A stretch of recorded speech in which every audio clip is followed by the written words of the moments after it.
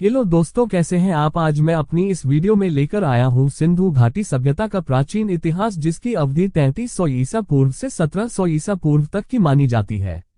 Video को शुरू करने से पहले अगर आपने हमारे चैनल सब्सक्राइब नहीं किया है तो हमारे चैनल को सब्सक्राइब कर ले। अगर वीडियो पसंद आए तो लाइक, कमेंट और शेयर करना ना भूले। सिंधु घाटी सभ्यता एक प्राचीन सभ्यता थी जो सिंधु और घग्गर हकरा नदी घाटियों में पनपी थी, जो अब पाकिस्तान में, भारत के उत्तर पश्चिमी हिस्सों, अफगानिस्तान और तुर्कमेनिस्तान के साथ है। सभ्यता, जिसे हड़प्पा सभ्यता भी कहा जाता है, 3300 ईसा पूर्व से 1700 ईसा पूर्व तक चली। प्राचीन सिंधु नदी घाटी सभ्यता की खोज तब की गई थी जब सिंधु घाटी के पहले शहर हड़प्पा शहर की खुदाई की गई थी। खोज हड़प्पा के खंडहरों का पहला वर्णन चार्ल्स मैसन के बलूचिस्तान, अफगानिस्तान और पंजाब में विभिन्न यात्राओं के वर्णन में मिलता है। यह 1826 से 1838 की अवधि का है। 1857 में ब्रिटिश इंजीनियरों ने गलती से कराची और लाहौर के बीच ईस्ट इंडियन रेलवे लाइन के निर्माण के लिए हड़प्पा खंडहरों से ईंटों का इस्तेमाल किया था। वर्ष 1912 में जे फ्लीट ने हड़प्पाई मोहरों की खोज की। इस घटना के कारण 1921-1922 में सर जॉन ह्यूबर्ट मार्शल के अधीन एक उत्खनन अभियान चला। उत्खनन का परिणाम sir John Marshall, Rai Bahadur Dayaram Sahni और माधो स्वरूप वत्स और मोहनजोदड़ो द्वारा राखल दास बैनर्जी, EJH मैके और सर जॉन मार्शल द्वारा हड़प्पा की खोज थी। आगे की खुदाई। हालांकि 1931 तक अधिकांश मोहनजोदड़ो शहर का पता लगाया जा चुका था, फिर भी उत्खनन अभियान चलाया जाना जारी रहा। भारतीय पुरातत्व सर्वेक्षण ASI के तत्कालीन निदेशक सर मोर्टिमर व्हीलर ने 1944 में ऐसे ही एक अभियान का नेतृत्व किया था। 1947 में भारत के विभाजन के बाद सिंधु घाटी सभ्यता का क्षेत्र भारत और पाकिस्तान के बीच विभाजित किया गया था। 1949 में सर मोर्टिमर व्हीलर ने पाकिस्तान सरकार के पुरातत्व सलाहकार के रूप में खुदाई की। अगले 3 दशक सभ्यता के अवशेषों की खोजों से भरे हुए थे। भूगोल। प्राचीन सिंधु नदी घाटी सभ्यता बलूचिस्तान से गुजरात तक और झेलम नदी के पूर्व से रूपा तक फैली हुई थी। कुछ समय पहले पाकिस्तान के NW फ्रंटियर प्रांत में भी कई साइटों की खोज की गई थी। हड़प्पा सभ्यता ने भारत के पश्चिमी राज्यों के साथ साथ अधिकांश पाकिस्तान को कवर किया। भले ही अधिकांश स्थल नदी के तटबंधों पर पाए गए हैं, कुछ की खुदाई प्राचीन समुद्र तट और द्वीपों से भी की गई है। कुछ पुरातत्वविदों के अनुसार घग्गर हकरा नदी और उसकी सहायक नदियों के सूखे हुए नदी तल के किनारे खुदाई में मिले हड़प्पा स्थलों की संख्या लगभग 500 है। इसके अलावा सिंधु और उसकी सहायक नदियों के किनारे की संख्या लगभग 100 है। के चरण। सिंधु घाटी सभ्यता के 3 मुख्य चरण हैं। प्रारंभिक हड़प्पा एकीकरण युग, परिपक्व हड़प्पा स्थानीयकरण युग, उत्तर हड़प्पा क्षेत्रीयकरण युग। प्रारंभिक हड़प्पा चरण। प्रारंभिक हड़प्पा चरण 3300 ईसा पूर्व से 2800 ईसा पूर्व तक चला। यह घग्गर हकरा नदी घाटी में पहचाने जाने वाले हकरा चरण से संबंधित है। सिंधु लिपि के सबसे पुराने उदाहरण 3000 ईसा पूर्व के हैं। यह चरण केंद्रीकृत प्राधिकरण और जीवन की बढ़ती शहरी गुणवत्ता की विशेषता है। व्यापार नेटवर्क स्थापित किया गया था और फसलों का वर्चस्व भी था। उस समय मटर, तिल, खजूर, कपास आदि उगाए जाते थे। कोड डीजी परिपक्व हड़प्पा चरण तक ले जाने वाले चरण का प्रतिनिधित्व करता है। परिपक्व हड़प्पा चरण 2600 ईसा पूर्व तक सिंधु घाटी सभ्यता परिपक्व अवस्था में प्रवेश कर चुकी थी। प्रारंभिक हड़प्पा समुदाय बड़े शहरी केंद्रों में बदल रहे थे, जैसे पाकिस्तान में हड़प्पा और मोहनजोदड़ो और भारत में लोथल। सिंचाई की अवधारणा भी पेश की गई थी। परिपक्व चरण की निम्नलिखित विशेषताएं अधिक प्रमुख थीं। शहरों। सिंधु घाटी सभ्यता से संबंधित लगभग 1052 शहरों और बस्तियों की आज तक खुदाई की गई है, मुख्य रूप से घग्गर और सिंधु नदियों और उनकी सहायक नदियों के सामान्य क्षेत्र में।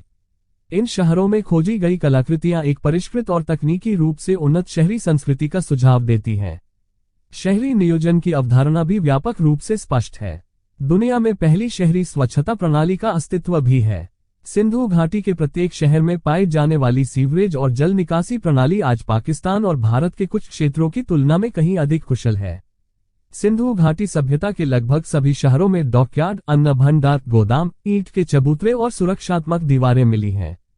सबूत बताते हैं कि ज्यादातर शहर के निवासी व्यापारी या कारीगर थे, जो अच्छी तरह से परिभाषित पड़ोस में एक ही व्यवसाय से संबंधित अन्य लोगों के साथ रहते थे। सिंधु घाटी के शहरों में सामाजिक समानता व्यापक रूप से प्रचलित प्रतीत होती है, हालांकि कुछ घर ऐसे हैं जो दूसरों की तुलना में बड़े हैं। विज्ञान। माना जाता है कि सिंधु घाटी के लोग एक समान बाट और माप की प्रणाली विकसित करने वाले पहले लोगों में से थे। उनका सबसे छोटा विभाजन लगभग 1.704 मिलीमीटर था। माप के दशमलव विभाजन का उपयोग सभी व्यावहारिक उद्देश्यों के लिए किया गया था। ईंटों का वजन 4:2:1 के सही अनुपात में था। सिंधु नदी घाटी सभ्यता के कई आविष्कारों में एक उपकरण शामिल है जिसका उपयोग क्षितिज और ज्वारीय गोदी के पूरे वर्गों को मापने के लिए किया जाता है। हड़प्पा के लोगों ने धातु विज्ञान में नई तकनीकों का विकास किया और तांबा, कांस्य, सीसा और टिन का उत्पादन किया। उन्हें प्रोटोडेंटिस्ट्री और गोल्ड टेस्टिंग की टचस्टोन तकनीक का भी ज्ञान था। कला और संस्कृति। प्राचीन सिंधु घाटी सभ्यता के स्थलों से विभिन्न मूर्तियों, मुहरों, मिट्टी के बर्तनों, सोने के गहनों और टेराकोटा, कांस्य और सेलखड़ी आदि की मूर्तियों की खुदाई की गई है।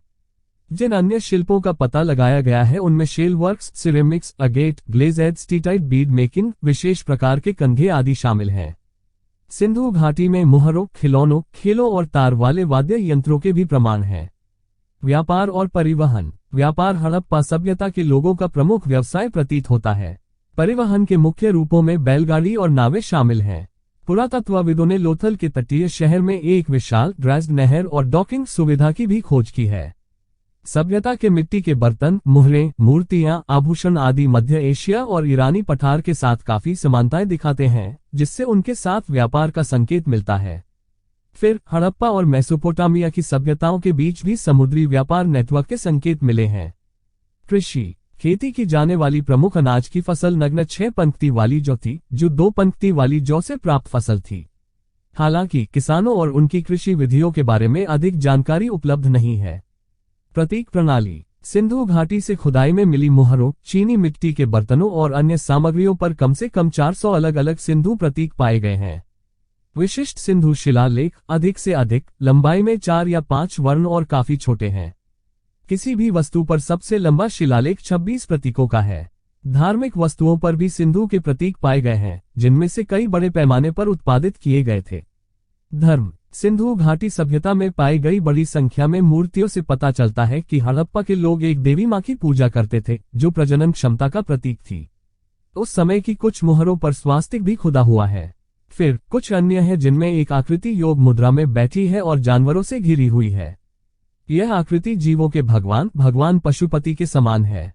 उत्तर हड़प्पा चरण। माना जाता है कि सिंधु नदी घाटी सभ्यता के क्रमिक पतन के संकेत लगभग 1800 ईसा पूर्व से शुरू हो गए थे। 1700 ईसा पूर्व तक अधिकांश शहरों को छोड़ दिया गया था। हालांकि बाद की संस्कृतियों में प्राचीन सिंधु घाटी सभ्यता के विभिन्न तत्वों को देखा जा सकता है। पुरातात्विक आंकड़े 1000-900 ईसा पूर्व तक उत्तर हड़प्पा संस्कृति के बने रहने का संकेत देते हैं। सभ्यता के पतन का प्रमुख कारण जलवायु परिवर्तन से जुड़ा माना जाता है। न केवल जलवायु पहले की तुलना में अधिक ठंडी और शुष्क हो गई, बल्कि घग्घर-हकरा नदी प्रणाली के बड़े हिस्से भी गायब हो गए।